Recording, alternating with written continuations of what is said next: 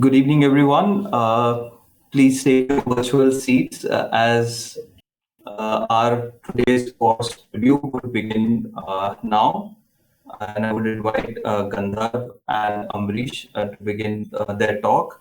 And we would have other questions and queries regarding the course after the talk is finished. So I'll be hanging around here. If you have any questions, you could ask me. So Gandharv and Amrish, all yours. Yeah, hi. Thank you so much, Abhinandan and Pradyumna, and to the EBC Learning Platform for providing us an opportunity to be a part of this course. So basically, this is a preview to the upscaling course that EBC Learning has come up with along with CI, and it's a full-blown, I think, 5 to 6 months course wherein there will be classes on different topics, and there will be different expert faculty who will be uh, educating and trying to upskill uh, the people who will join the course. And as part of this course, we have come up with this review session where we are trying to talk about the merger and acquisitions, basically strategy and valuation aspects. And today's session is primarily more of a discussion wherein we would take you through what is the merger and acquisition all about, and how do people strategize, and why it is important for companies to enter into merger and acquisition transactions. And then when the companies do enter into merger and acquisition transactions, how does the valuation plays its role? So I think that is how primarily it is being structured. It is more of a discussion rather than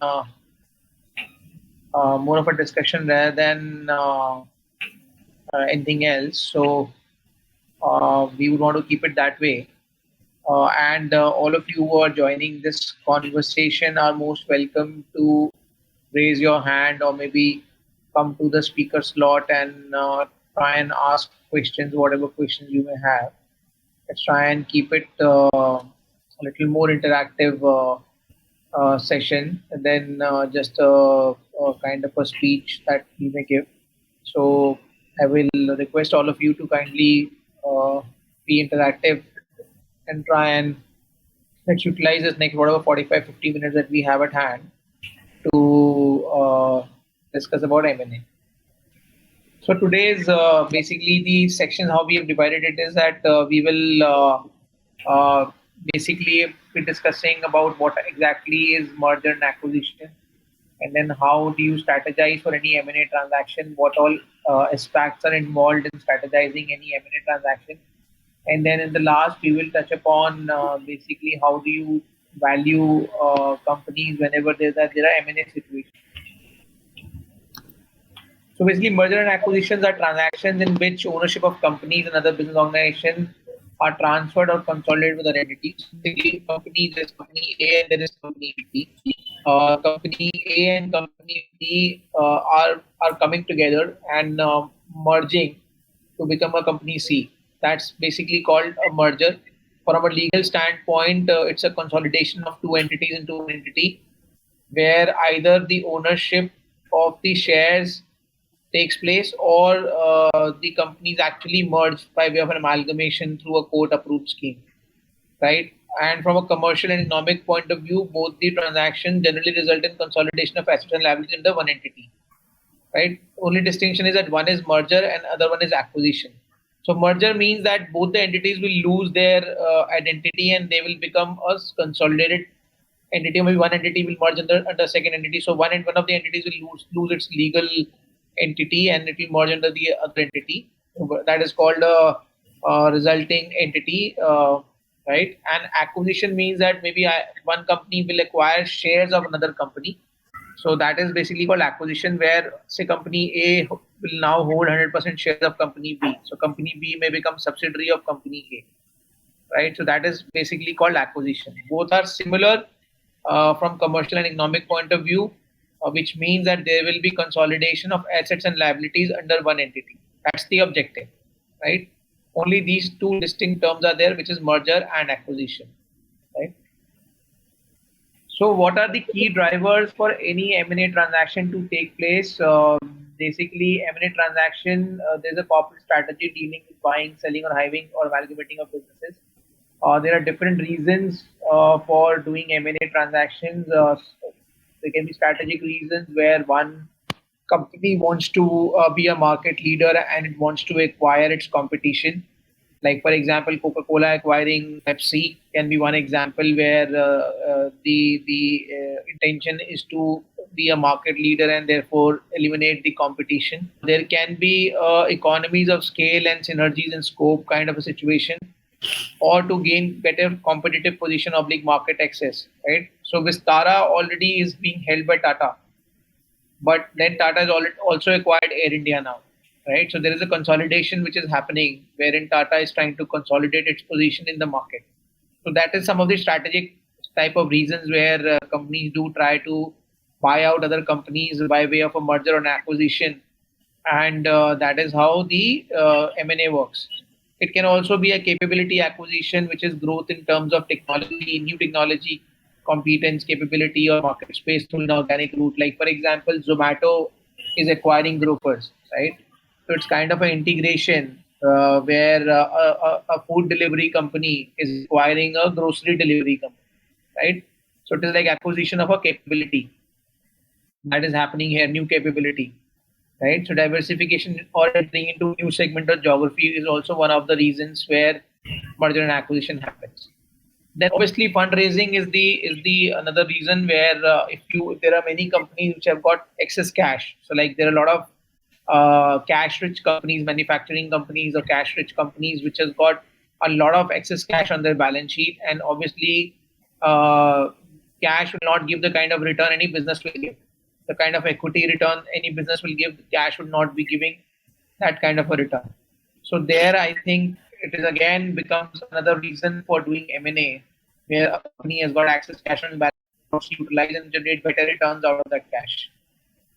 So these are some of the reasons which are key drivers. There are many other reasons which may not be listed around here, but these are some of the very basic and key reasons which are generally applicable in case of a merger and acquisition transaction.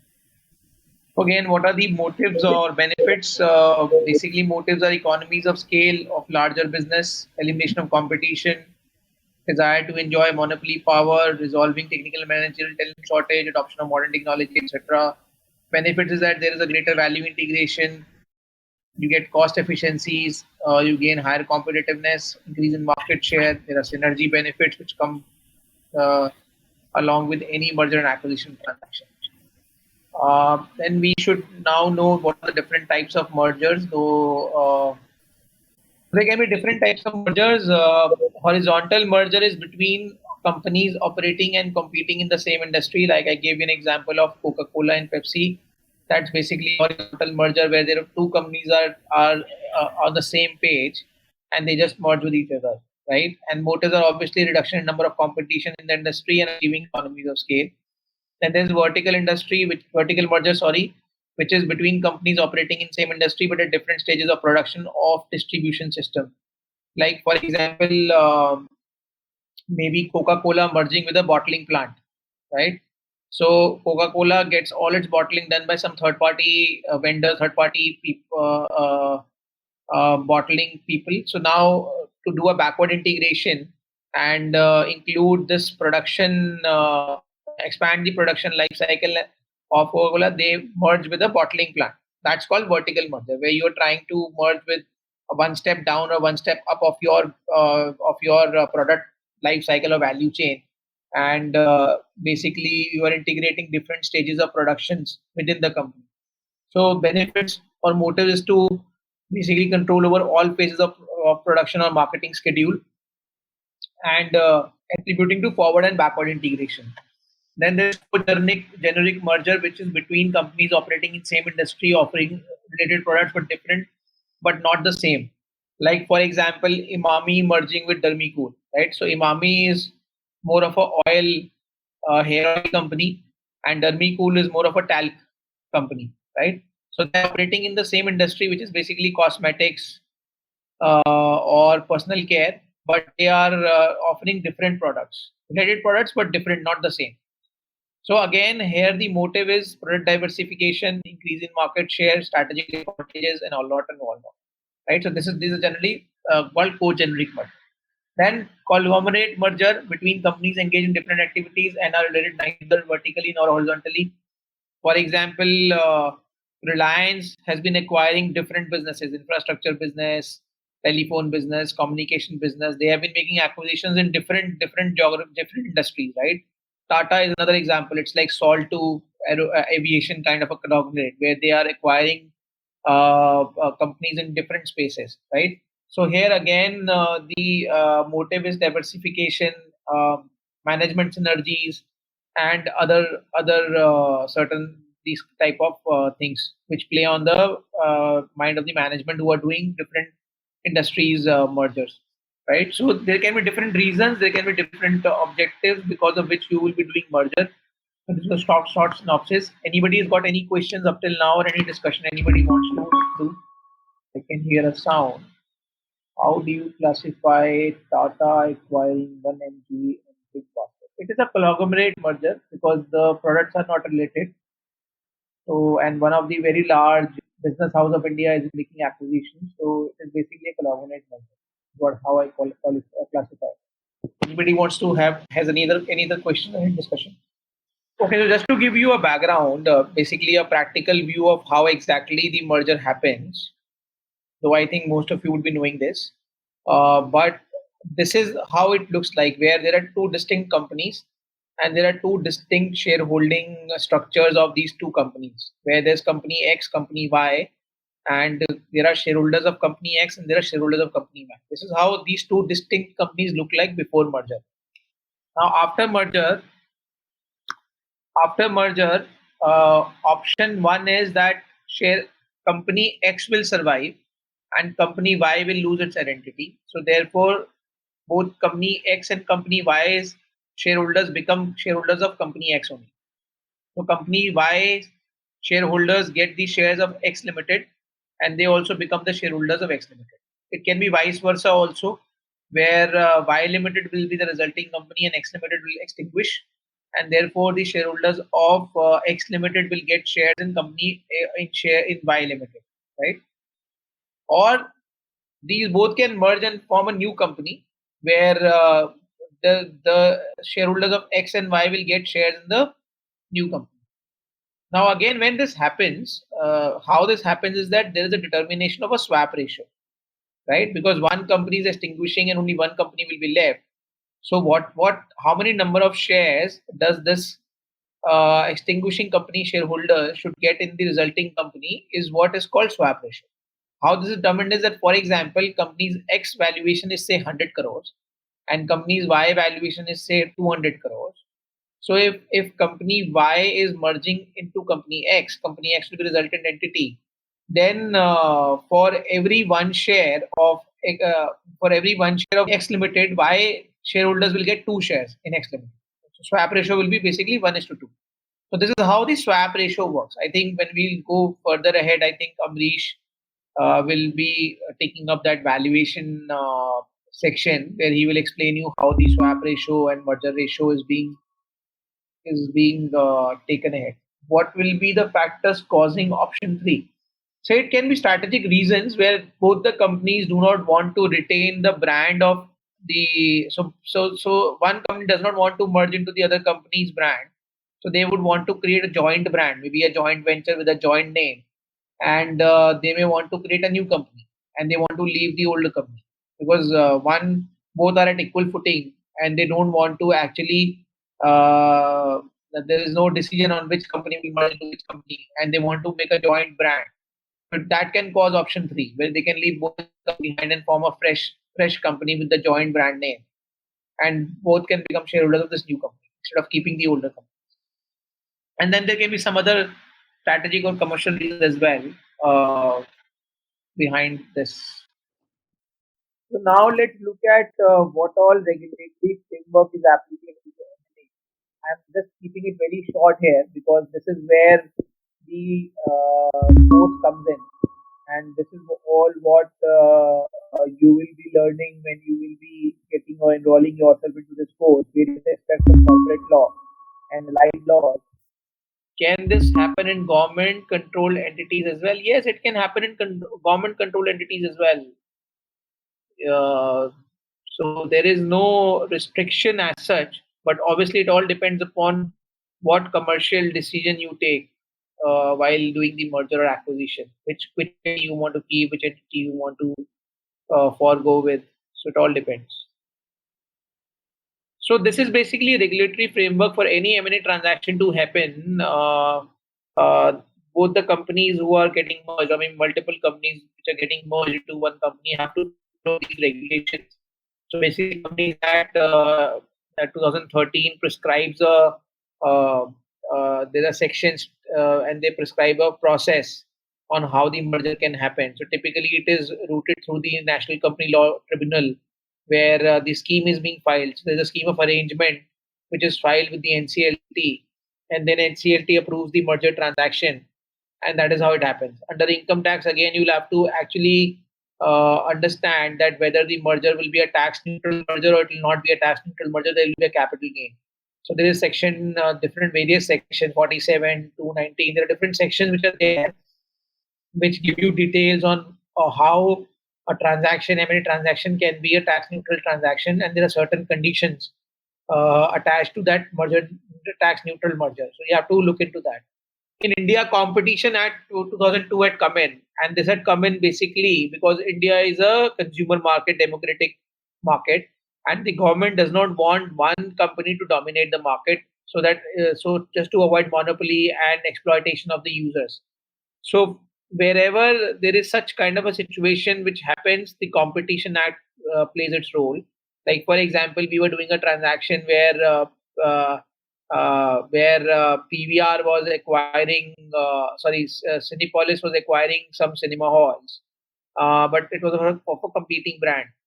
So in that case, what happened was that the Competition Act came into the role, and they just set guidelines which are there, which says that if you are achieving in a particular geography, if you are going above a certain market share, you have to file an application with the Competition Commission, and Competition Commission will grant you approval. So there are certain conditions which are there that needs to be followed, right? Again, stamp duty laws.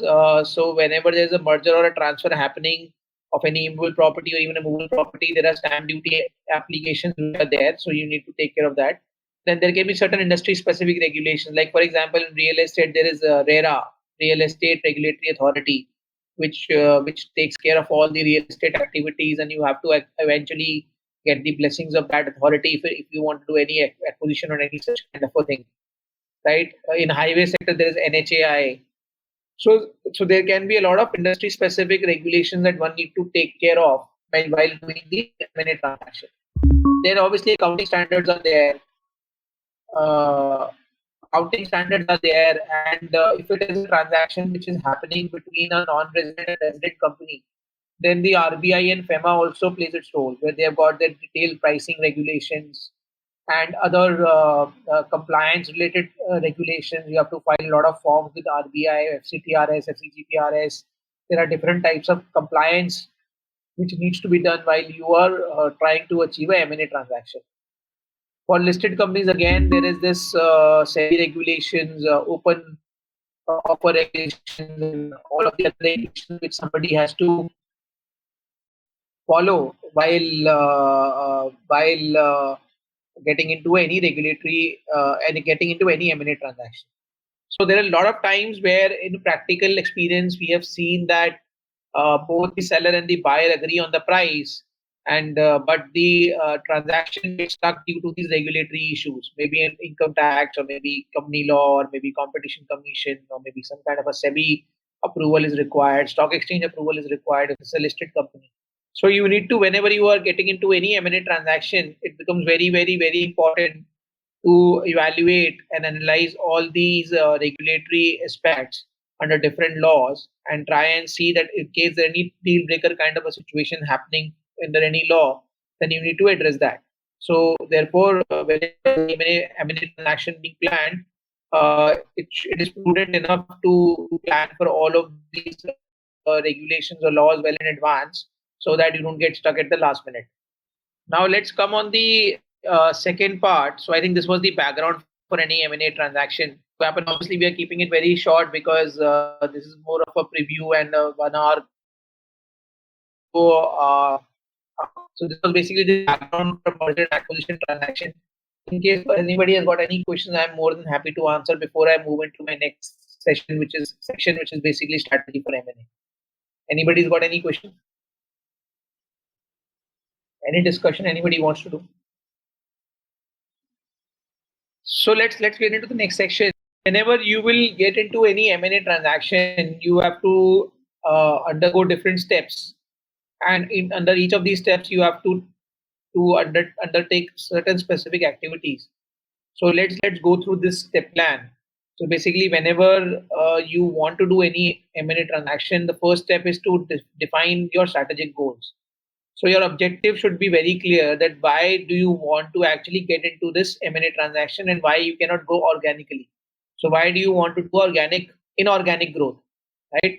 Is it like product area or customer segment or new geography, new technology, or is it financial reason, strategic reason? What is the reason because of which you want to get into the M&A transaction? Then once you know that, okay, this is why you want to do it and this is the need of the hour, then you have to define your potential investment framework. Where is that? What are the strategic and financial conditions? For example, margin. Like what margin companies do you like? What margin companies do you like? What is the kind of investment you will want to make? Uh, uh, and how many M&A transactions you will want to do. So all of these investment framework, because you must know that whether you want to acquire a 100 crore company or you want to acquire a 50 crore company or you want to acquire a company in India or outside India. So all of this investment framework should be very clear, because otherwise you will not be able to get the target which you want to get, right? So when your target screening will start, before your target screening starts, you should be having your investment framework very clear, right? Only then you would be able to find good targets. So once you have got your investment framework clear, then in the next step you can then start target screening.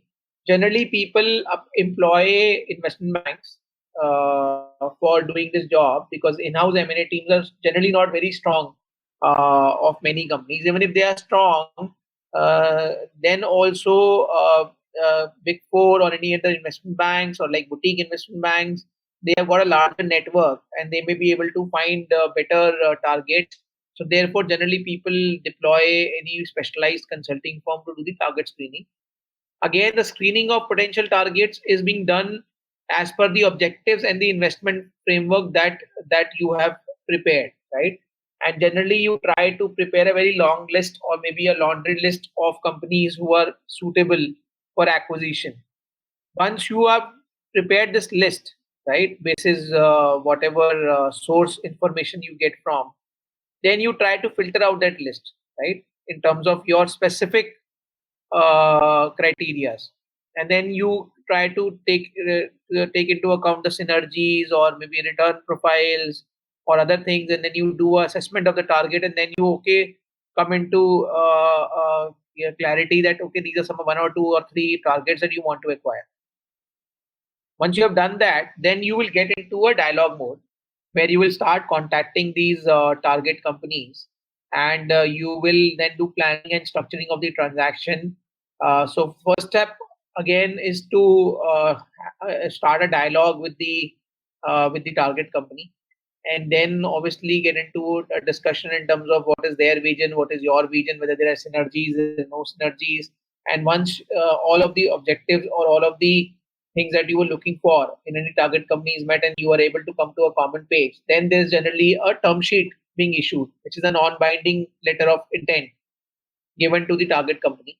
Once that term sheet is signed, which includes valuation and broad terms and conditions of the transaction, then you get into due diligence. And after due diligence, then again you get into negotiation. Then there are transaction documents being prepared by law firms or lawyers, and they are being negotiated. And then the transaction closure happens, right? So this is the whole process. Once the transaction closure has happened, after that also there are post-merger integration and synergy management which has to be taken care of. So basically management of integration, including process tracking and monitoring of synergization, has to happen. So once the transaction gets closed, you enter into a post-merger integration phase. So these are general steps for any M&A transaction to happen, and this is how the M&A is being done. Again, strategy for M&A, you have to analyze should the company be, what are the reasons, whether they are financial reasons or they're non-financial reasons. If you are doing this transaction purely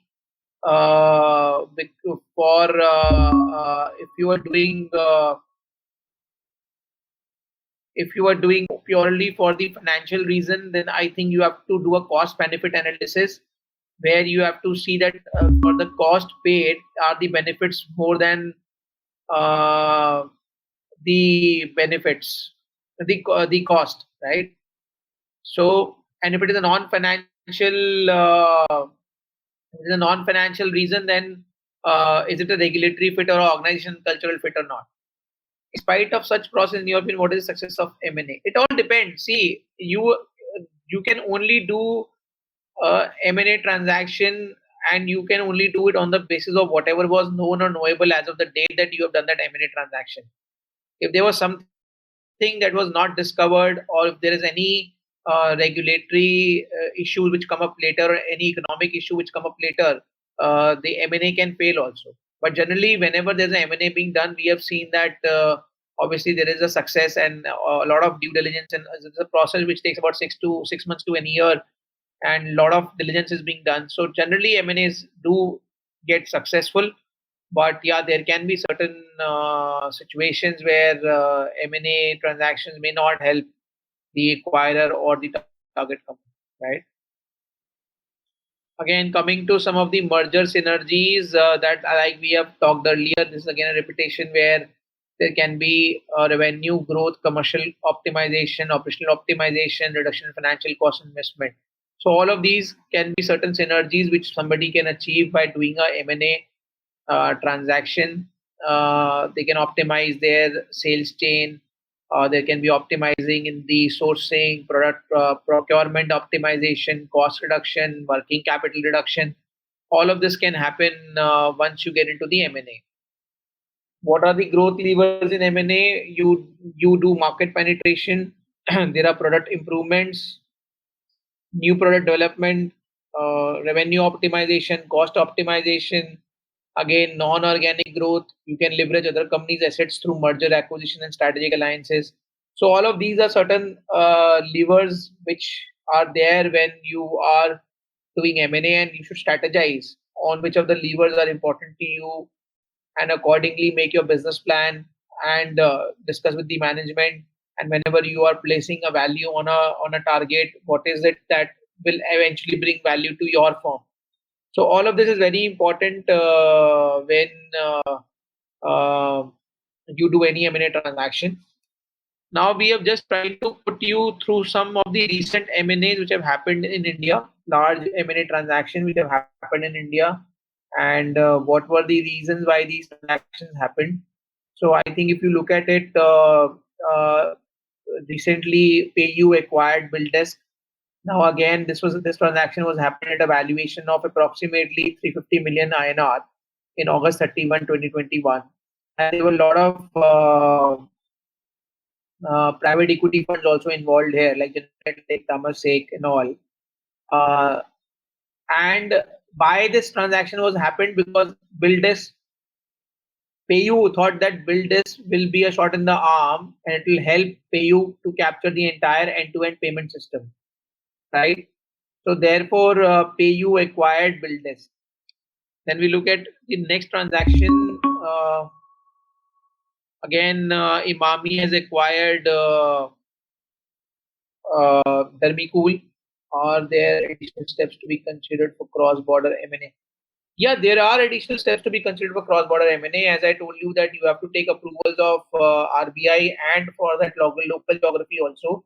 Whenever you are doing any cross-border M&A, you have to also understand what are the ODI or FDI regulations which are applicable in India and in the geographies that you are making these cross-border M&A deals.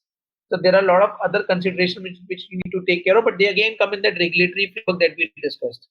Generally, part of that regulatory framework that we discussed, right?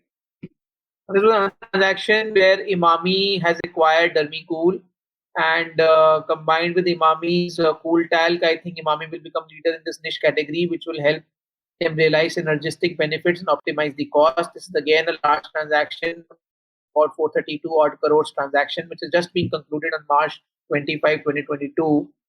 Then this is a very big transaction. Basically, Tata Sons acquiring Air India for INR 180 billion. This is the largest transaction that has happened in recent times. This will again give Tata Group access to 4,400 domestic and 1,800 international airport slots at Indian airports and 900 slots at foreign airports. This will help Tata Group in optimizing the revenue. Again, Tata Air India was originally owned by Tata only, and it has now again come back in the Tata fold. So this was again a very different type of a transaction which has happened, wherein Air India has got merged into Tata Sons. Then there is Shriram Transport Finance Company acquiring Shriram City. Again, this merger will lead to a simplified corporate structure as exit of investors, less complex structure, and more chances to attract fresh investors. This can also be looked at upon the opportunity to strengthen the offers and provide a holistic product basket. The last one that we have, which has been very recent transaction, is PVR Limited has agreed to acquire Inox. This again will offer a competitive advantage to PVR over other multiplex operators and drive bargaining power in terms of new technologies, rentals, and marketing spends. So these are some of the transactions which are, again, all of these transactions have all got their own multiples, enterprise by LTM value multiple, equity multiples. They happen on the basis of swap ratios, and there are different ways of valuing a merger transaction. So I think I would leave this to Amrish to try and maybe explain what are the valuation, how does the valuation is being done in the M&A situation. And in case any of you have got any questions for me for the part that I have taken, I am more happy. How people are in considering M&A and culture. Very important. Generally, whenever any acquisition happens, the largest time which is taken in the post-merger integration activity is the HR and the employee integration, because typically the culture, any which ways you will look like, or the culture of the organizations are different. They may not be very different, but they are different. So it becomes very important that if an acquisition happens, then the employees of the company which is being acquired are given a appropriate space. It is also typically seen sometimes that generally after acquisition, a lot of old employees do leave the new organization because they are not able to find their space in the new organization the way that they were in the older organization. But that's part and parcel of any M&A transaction, and it has to happen. Though the acquirer companies do try and do a integration of all the employees, but there is a fallout, and the attrition do happen. So that's what I can say. Maybe Amrish, if you want to take up the valuation section and try and maybe give some insights on how actually valuation works in an M&A situation. Great, thank you. Thanks, Gandharv. So my screen is visible? Yes, I think it's visible. Great, thank you. Sure.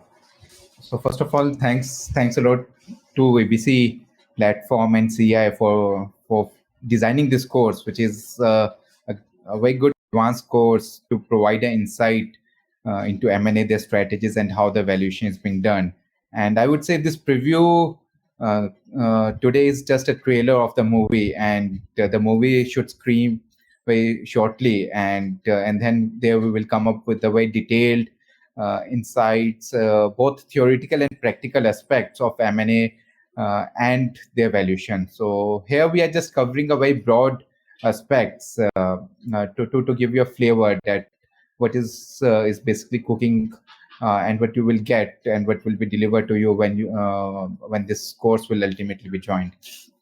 So as Gandharv explained that what are the M&A strategies. So even like personally, you would have also felt that whenever you heard about any acquisition, any M&A transaction, there are two things which come in mind. One is that what's the objective of that M&A? Why a particular company have acquired another company? As as the question was asked, that why Tata acquired Big Basket, why Tata Sons acquired Air India, why Imami is acquiring Dharmikul. So the first question which usually comes in mind is that why that acquisition is happening, and second, the prominent question which comes is that at what value that acquisition has happened and how the value has been derived, because we have seen in past where either very huge valuation has been given, which is no one can think upon. The best example, if I take from our day-to-day life, is acquisition of WhatsApp by Facebook.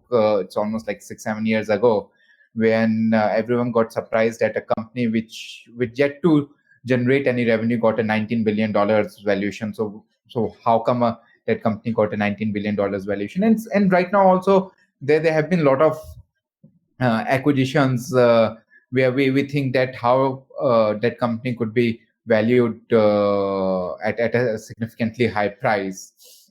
So therefore, so Gandharv initially basically talk about various objectives and strategies which are behind any acquisition, and in the next few minutes we are basically broadly discussed that how this valuation is being derived, what are the different thought process parameters which are behind this valuation, and very important aspect which we are going to discuss today, and then we will throw a greater light is what is the difference between value and price. Because in most of the situation right now, what we see in the current scenario is that whenever a company acquires another company, it's basically they're paying a price for that company and may not be the fundamental value of that company. So I'll broadly explain today that what's the difference between value and price, but in a detailed course, we will have a very lengthy discussion on this topic, because this is very much a very critical topic. So first of all, to give a sense about requirement of valuation in M&A, so there could be two situations here. So acquisition transaction is being happening, and that transaction could be through a merger process, which is like a scheme of arrangement where someone files with the tribunal to merge two companies, and then the acquisition is being done. And second could be the acquisition of shares of business, where the court process is not involved. So therefore, depending upon the process any company is adopting, whether it's a tribunal process or it's a non-tribunal process, the requirement of valuation could be there. So if there's a tribunal process, which generally happen if the two companies are merging and there's a swap ratio. So previously Gandharv explained about the swap ratio thing, that A and B are merging and then they're creating either A or B or C. So in those situations where the two companies are merging and there's a swap ratio, then that happens through a tribunal process, and there's a valuation procedure which we adopt in that case. And there could be a situation where there's a pure acquisition of an asset or a shares of a company, and there no merger process is involved, and the acquisition could be of stake of a shares of a listed entity or unlisted entity, and it could be an acquisition of the business or a specific asset. So these are the different strategies which could be there, or models which could be there to acquire a company or to merge a company. Depending upon which strategy is being adopted, we determine the value of that particular asset or a company. Now let's talk about that in a particular deal cycle. If we start from point A and we will reach to point Z, that what are the different steps being involved in the deal cycle, and where the valuation is being required in the entire deal cycle. So as Gandharv initially mentioned, that any M&A cycle start with the identification of a target. So assuming that you are a buyer and you want to acquire a particular company, initially you will through the help of investment banker or through your internal M&A team, you will identify a company that this could be a potential target company for acquisition, and then you do a very preliminary valuation analysis that given the parameters of that company, what could be the broad valuation benchmark for that company. So I'll give you a practical example here. So very recently we are helping a company which is into a packaging space to acquire another company. So the buyer identify a couple of companies who are already into packaging space with a different product portfolio. So it's a acquisition where they're looking to expand their service line and product lines within the packaging space. So they're entering into different product domain. So they identify company, a very preliminary analysis on valuations being done by the buyer itself, by the in-house team, and they work out certain numbers. And when they talk to the seller, the delta was like, for example, if the buyer initial assessment was like say 200 crore, the seller was sitting at a valuation expectation of 1000 crore. And this generally happens in M&A, where the seller thinks that he is the best player on this world and therefore they should command the best value, and the buyer thinks is that this is something which I can also do it, so I will not pay more than the replacement cost, and therefore the delta between the two is generally huge. So therefore, in this case, like when the delta was, buyer was hitting a value of 200 crore and the seller was expecting a valuation of 1000 crore, they ultimately appointed us as the independent valuer to see that whether what is the fair value of that company and why there's a huge delta between the two values. So therefore, that was the stage one, where they identify a target, they did some preliminary valuation, and then the negotiation process got started. And to ensure that during the negotiation, they come at a value which could bridge this gap of 200 to 1000, they appointed us. We did a very thorough analysis, and in M&A, in acquisition, one critical part to be analyzed is what kind of synergies which could be there. Like 200 crore valuation is maybe on an as-is basis, taking a very conservative view, assuming that if the buyer itself do that part, but definitely there could be certain synergies which are associated. For example, if they themselves develop a product, it may take certain time to develop a product and to launch into the market, and there's no surety that whether that product will be successful or not. So by acquiring a company, maybe if it will take 3 times to develop and launch a product, they can shorten that time frame to be to be in the market for the same product itself. So therefore, that could be one of the synergy angle one may need to evaluate. Another is that which commonly is there when there is an acquisition by international company. So international company always see that whenever they're acquiring a company in India, they're getting a base to enter into Indian market and to penetrate in Indian market. That could be another synergy. So we will look at different synergy parts, that what are synergies and how to assign a value to those synergies. So in that exercise, we look at it, okay, what are the different synergies, and from this 200, how far we can go. So based upon analysis, we reach up to level of 500 to 600 crore, but still a delta was there. So therefore, that delta is basically because of the perception. As I told you, that seller thinks that he's the best one in this industry, and therefore he should command a premium, but premium should be justified to a certain extent. So that is the stage 2. Then the stage 3 is that, assuming that we bridge the gap, we reach to a certain valuation number, then that valuation is always subject to due diligence. That because they could be, the valuation is always dependent upon certain financial numbers, and as a valuer, we rely on the financial numbers which are being presented to us.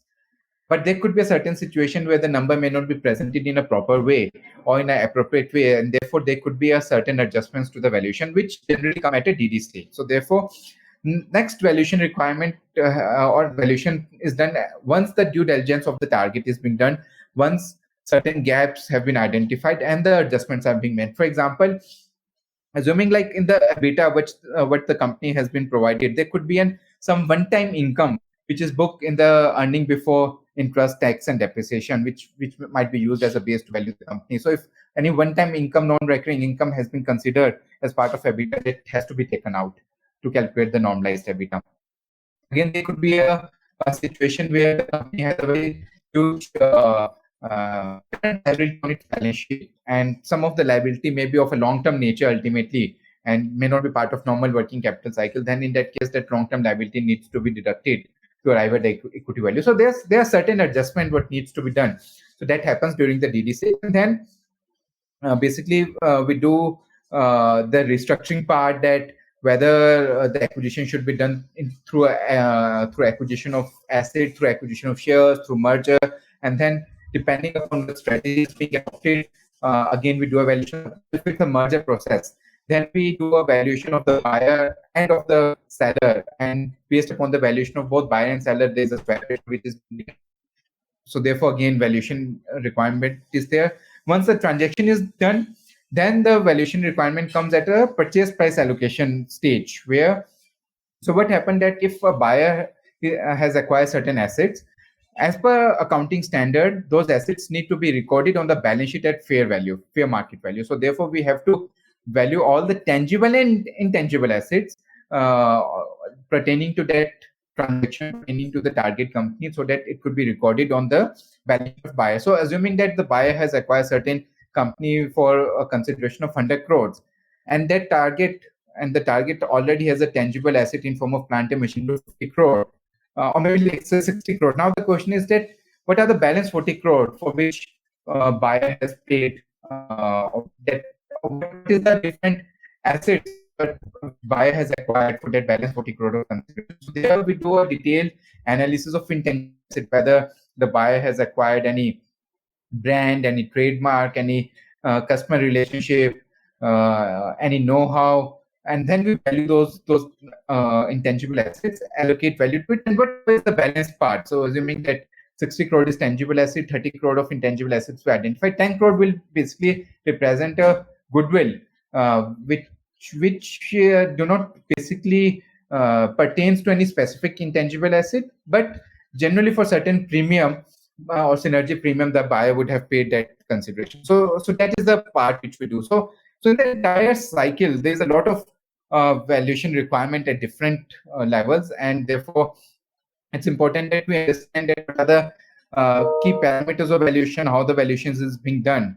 So given the timeline right now, I'll take just another 5 minutes to broadly explain the different methods to do valuation, and we'll discuss them in a way greater detail in the detail when we cover them in our course.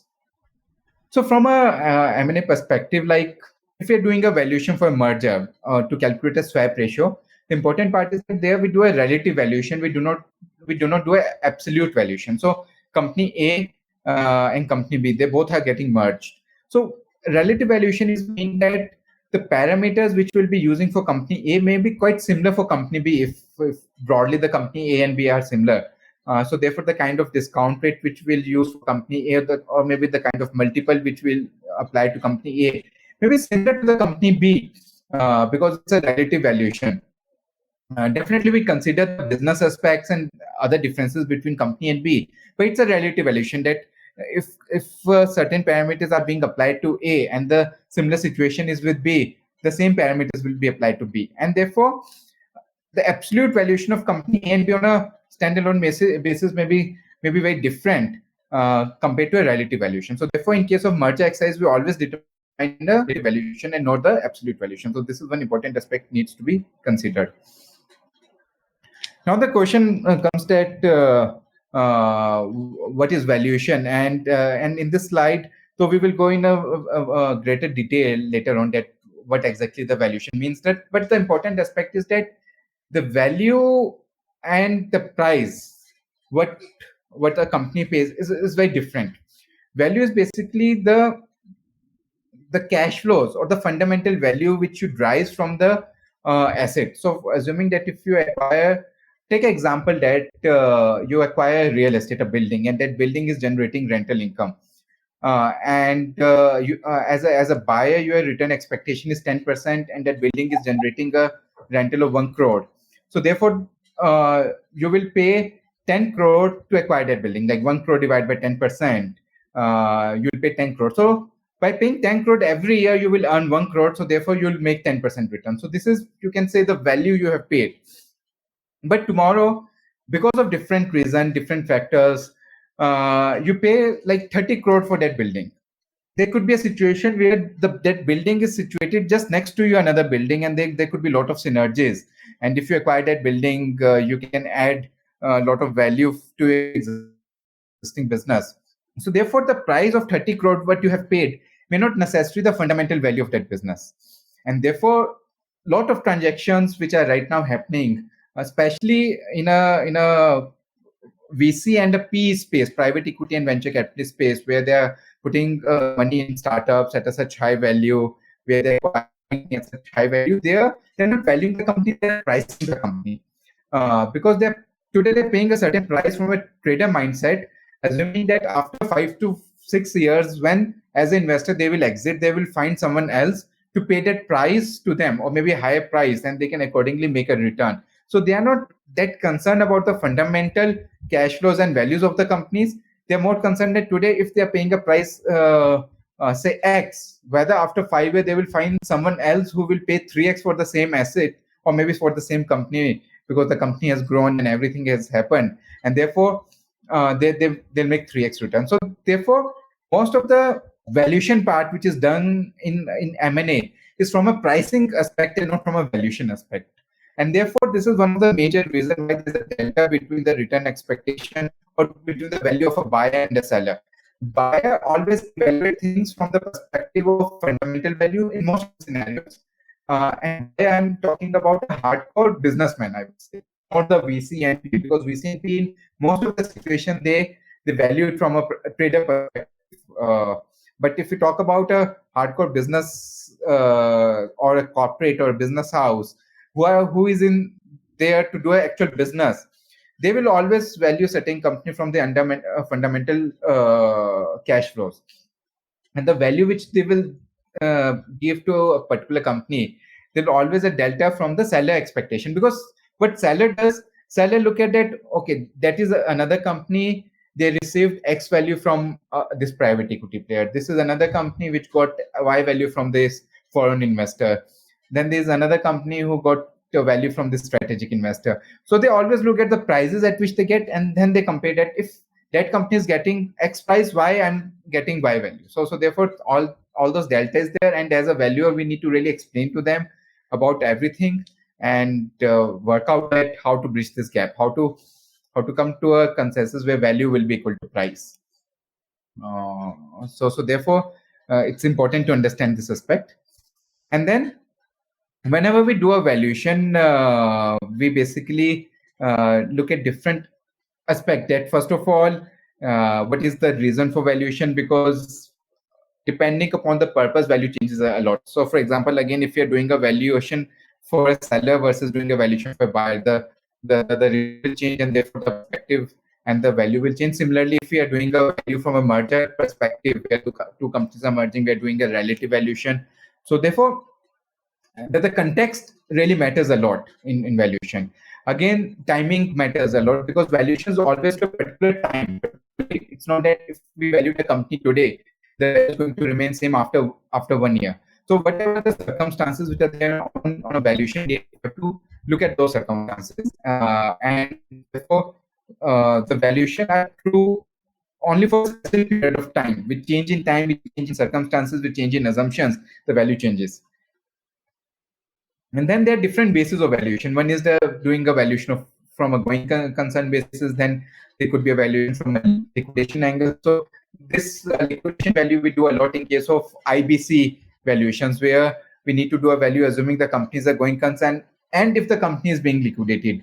So because if the company is not operating right now and they're in a process of liquidation, the kind of value they will fetch is relatively low, and therefore we need to understand that whenever we are doing a valuation, whether we are doing a valuation from a going concern or a liquidation perspective. So there are different perspectives which we need to consider whenever we do a valuation. And now I'll come to the different methods which we are going to basically cover in the course. So there are basically three major methods. One is the asset-based method, second is the earning-based method, and third is the market-based method. So in asset-based method, what we do, we look at the valuation of the underlying assets which are owned by the company, and then we drive the value of the company. And this method is most commonly used for the company which are asset-heavy company, for example, real estate company, investment holding company. So there the asset approach is being used. Earning-based is where we look at the cash flows of a particular company. We look at the future cash flows and then discount them to the present value. There are 4 or 5 things which we need to look into it. That okay, what are the future projections for those companies? How the cash flow will look like? So a lot of analysis is done on the future projections. From the projected income, we'll work out the free cash flow for the shareholders, and then we'll discount those cash flow using a rate which is called a discount rate. So basically, whatever the cash flow the company is expected to earn in future years, maybe at year 1, 2, 3, 4, 5, into perpetuity, we discount back to those cash flow to the present value using a discount rate. So we have to calculate a discount rate there. And then there's a concept of terminal value, because when we are doing a valuation on a going concern basis, we know that the company will keep running up to like 20, 30, 40, 50 years, then how to capture the value after a certain point of time. So there we calculate a terminal value. So all those things, I'm sure at this stage may look like a few jargon words, but when we go deep dive into this course, we will explain about each and every term and how the valuation is being done. So we apply those parameters to work out the DCF value or the earning based value. And the third is the market based value, where we look at the valuation multiples. Like in the previous slide, Gandharv talked about in that Inox PVR, where the acquisition happened at a 20x of revenue. So what we do in a market based, that we look at different financial based. So for example, in case of a e-commerce company, one of the financial metrics is used gross merchandise value. That if the company is being valued assuming $10 billion and that company is doing a GMV of $2 billion, it means that the EV by GMV multiple is 5x. So we look at that various transaction which has happened either in a private space or maybe in a public space. Like if the listed entity is there, what is the market price and what multiple they are trading at. So we look at the multiples and then apply that multiple to the target company. So that is the market based approach. So these are the three approaches which we generally apply when we do our valuation, and will come up a range of value based upon all those methods. So these are the methods which we are going to discuss in detail, and depending upon like what's the purpose of valuation, other things. So for example, if you're doing a valuation for say a share exchange ratio, then we assign a weight where we assign a higher weight to the earning based approach and market approach, and a lower base to the asset value approach. And this mainly happens in case of companies which are manufacturing companies, or in case of service companies, we assign a maximum weight to market and earning, lowest to the asset approach. But as I told you earlier, if it's an asset heavy company, we will assign a higher weight to the net asset value. And then if we are doing a valuation from a listed company perspective, there are certain basically a format has been given which we have to follow while calculating the share exchange ratio.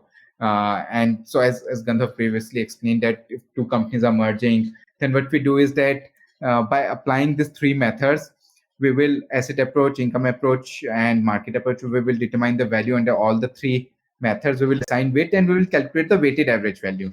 Assuming that the XYZ limited value is say 10 rupees per share and PQR limited value is say 20 rupees per share. So in this case, what will happen is that we will define a swap ratio, which will say that every shareholder who owns 2 shares in XYZ will get 1 share in PVR Limited. Now, how this 2:1 swap ratio is being determined, because the value per share of PVR is 20 rupees per share.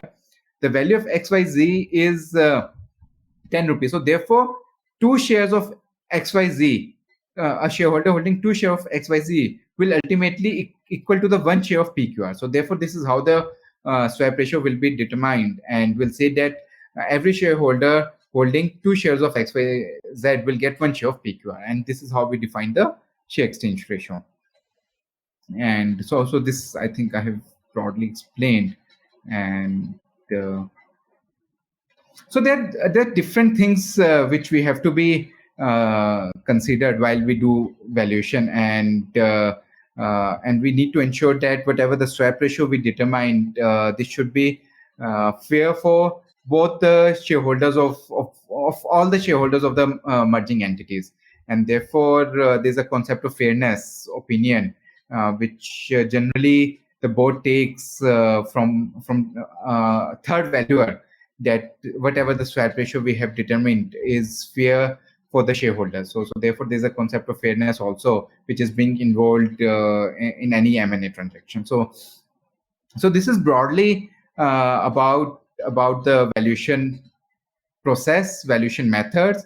But in the course, we have covered different case studies where we will take you through that how a particular valuation has been determined. So, for example, we will discuss that why WhatsApp got a $19 billion price when Facebook acquired it, how the valuation of some of the recent M&A transaction has happened, and what are the key drivers there, how we could apply different methods to compute the value. So we are going to discuss everything in detail, and today the purpose was to just to take you broadly that which are different methods which are there and how those methods are being applied and what are the regulatory requirement, and at different processes how the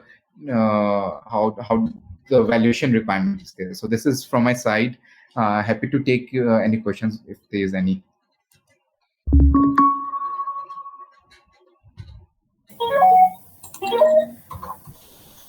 Thank you, Amrish.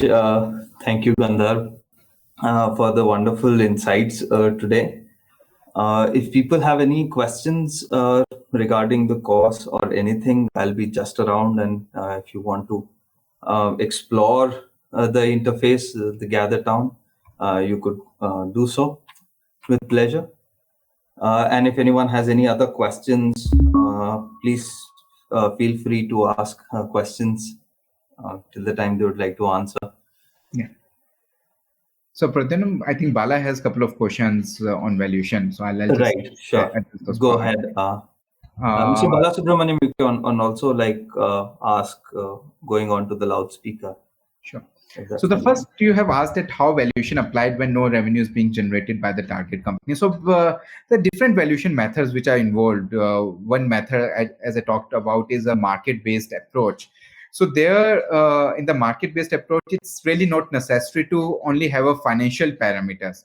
There are situations where the companies are being valued even based on the non-financial matters. For example, value per user. So in case of social media companies, and when we are going to discuss in detail about the valuation of WhatsApp, we will explain that how that company WhatsApp was being valued based upon value per user. So therefore, there are different methodologies and which are being used. And currently, you would come across many situations where the company which are still to be reached to a revenue stage, they're getting a good value. So I would say that is not a value, that is the price they're getting it. And therefore, we will explain that how that pricing part is being done from a trader perspective and not a value perspective. So we will cover it in detail in our course. And the second question, which is there, why some companies are valued 20 times multiple? So again, the multiple is a factor of different things. So if we talk about the fundamental factor, the multiple is dependent upon, first of all, what is the growth expectation of the company. The higher the companies expect to grow, the higher multiple the company will command. Second is the kind of profit margin and sustainability of profits are there. Market positioning is very important. Right now, you must have seen is that, especially in the startup or in a tech space, that the companies who are commanding the top 3 position in the industry, they always get a very high value compared to the players who are at a mid to lower end of the hierarchy or of the pyramid. So therefore, the market positioning play a very important role while determining the valuation multiple. And then the different synergy angles are also, as I mentioned earlier, that generally a foreign buyer gives a higher multiple to an Indian asset compared to an Indian buyer of that Indian asset, because that couple of reasons, and I'll give you a very broad framework, is that first of all, the cost of capital for the foreign buyer is very low compared to the Indian buyer. So that gives an added advantage to the foreign buyer, which gives them an ability to give a premium to an Indian entity. And second is that foreign buyers always look at synergy benefit, that if they need to come into an India, establish something, this is going to take a significant time. And if they get a ready asset in India, which they can acquire, that will enable their strategy, go-to-market strategy on a very high pace. So therefore, there are different aspects which are there, which determine the valuation multiple. And therefore, it's challenging for us that when we do a comparison that what kind of multiple a company should command, So it requires a very thorough analysis of different aspects, that if a company is getting X multiple, and second is getting 2x, third is getting minus 2x. So we look at different aspects. We prepare a sample set, see what's the range of multiple which are there, and then arrive at a median or at a appropriate multiple which we can apply to a target company. Thank you. Can you hear me? Yeah, I can hear you. Yeah. Thanks for that insight.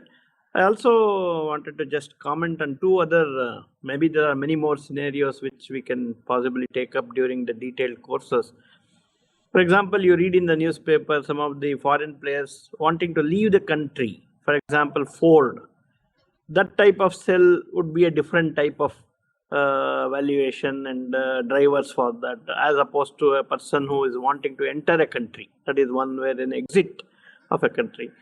Another scenario is like we all know in India about the Air India, where the government was very desperate to get rid of their loss-making company, where the valuations and the objective drivers could be quite different, and where somebody may be feeling that a buyer may be helping the government by taking off loss-making entities. So I'm sure you will touch upon these in the detailed course. I just thought to bring in some dimension in such scenarios, and we look forward to such interesting cases in your detailed course. Definitely. So we are going to cover those situations also, which broadly fall within a distress sale or valuation of a distress asset, and that is going to be part of a course. We'll definitely cover some of the live case studies, and then we'll give us a practical insight on the same. Thanks for your feedback. Yeah, thanks for suggestions. Thank you. Any other questions? If you want to pose it to Gandharv and Amrish. Okay, I don't think anyone else. Pradyumna, we have one generic question, which I'm sorry if I am the only one who is asking some questions. No, it's all right. This one is more of an administrative type of question. So now that we have had a couple of preview lectures by eminent speakers and professors, right? The process for the registration and planning for the payment with different options, we will take it offline with you through email. Sure. Okay. Sure. We can take that outside this. Okay. Thank you very much. Thank you for both Mr. Gandharv and Mr. Amrish for an interesting session. Thank you. Thank you very much. Can we leave if we don't have anything more, Mr. Pradyumna? Sure. Definitely. Okay. Thank you. I think we should conclude. If anyone has any other questions, please feel free. Just the last call. Otherwise, be around here. You can see there are a lot of standees where you could access the course link if you want to know about the course more. Otherwise, I'll be available here for a few more minutes. The material that was used in the courses, that presentation, these would be uploaded to some. These would be uploaded. Right. These would be uploaded on the learning management system, Mr. Balasubramania, in a very organized way, so that you will be able to see the learning outcomes, and everyone who's enrolling into the course will be able to see the learning outcomes, the prerequisite readings, some of the video content and materials which Gandharv has been part of, pre-recorded material, as well as the live learning, and then the assignments coming out of the sessions. So all of that will be at one place. Yeah, it would be organized at one place. So before even the classes begin, we would have some sort of a promo class, so that everyone knows how to access them, how to use the LMS as well as Gather once again. I hope that would be quite helpful. All right. Thank you. I'll take your permission to leave. Yeah, thank you. Thank you. Thank you.